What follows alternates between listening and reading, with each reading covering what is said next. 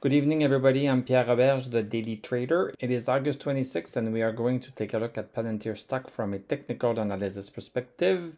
My goal in doing these videos is to help you understand how you can use technical analysis to make better trading or investing decisions, but I'm not a financial advisor, so please do your own research and make your own decisions. So Palantir closed up 52 cents, 2.14%. Market closed at 24.87. So it's too late for now to get the post-market stuff. And I apologize, I'm still on vacation, so I'm trying to squeeze these videos in, and sometimes life gets in the way.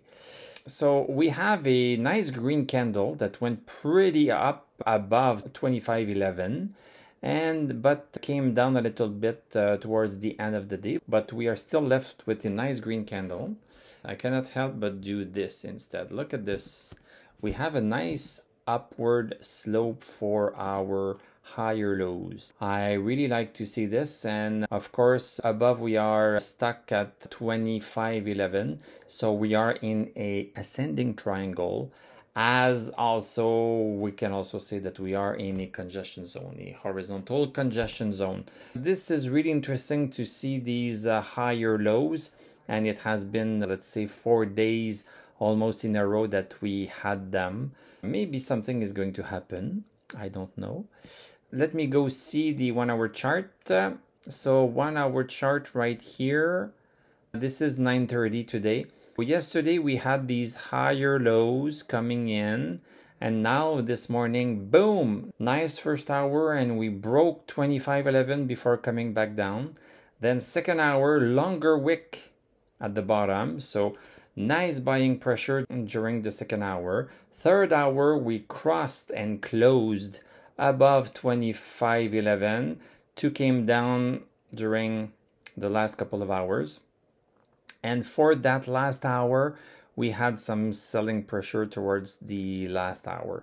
So quite interesting moves for Palantir. Let me go back to the daily chart. MACD is still pretty nice. The two lines are not crossing over yet. MACD is still seeing this upward movement. Stochastic at 76. As I mentioned, I would like to see stochastic at 80 so that we feel like there's really a build-up before the move. But it's still not impossible. It's still not too bad. DMI is still nice. And if we look at DMI a little bit closer, we have the red line, which indicates the bearishness within the stock. So that bearishness has decreased. So nice to see. And in terms of the bullishness, it has decreased a little bit, but not as much as the bearishness.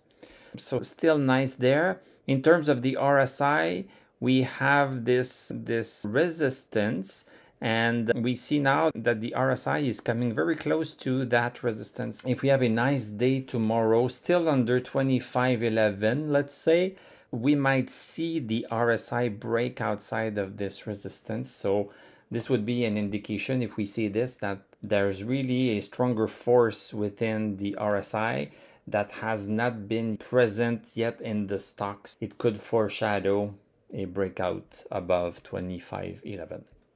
So that's going to be it for me today. So thank you very much for watching. Thank you for subscribing, liking, commenting. You can become a member of this YouTube channel just for $5 a month. This will encourage me to keep continuing doing these videos even during my vacation. And also this will give you additional value because I do an exclusive weekly technical analysis video for my Tesla and Palantir fans, member of this YouTube channel. So I'm going to wish you a great evening. We are going to talk tomorrow, and I'm going to tell you à la prochaine.